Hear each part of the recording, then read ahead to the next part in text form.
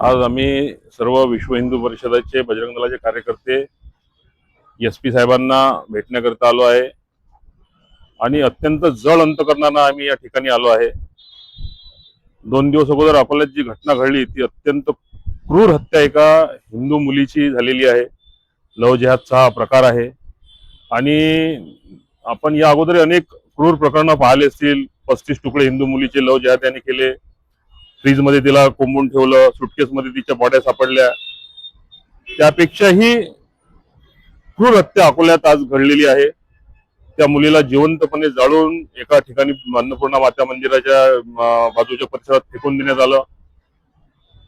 हिंदू मुलींनी धडा शिकावा की लव जिहाद हा किती खतरनाक आहे। आपल्या आई वडिलांच्या विरोधात जाऊन मुली लव जिहादच्या सापळ्यात अडकतात, आपल्या आई वडिलांचा विरोध करतात।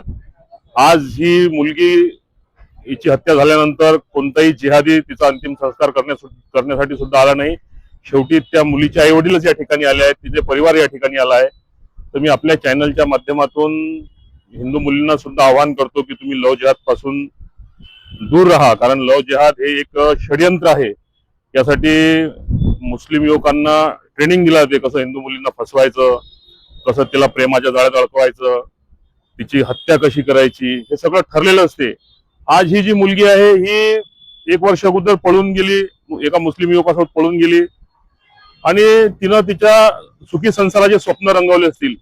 एकीकडे तिच्या मनात सुखी संसाराचे स्वप्न असताना त्या जिहाद्याच्या मनात काय होतं, तर तिची क्रूर हत्या कशी करायची, तिचा उपभोग कसा करायचा, तिचा 3 तलाक देऊन तिचा हलाला कसा करायचा, हेच सगळी त्यांच्या मनात मानसिकता असते।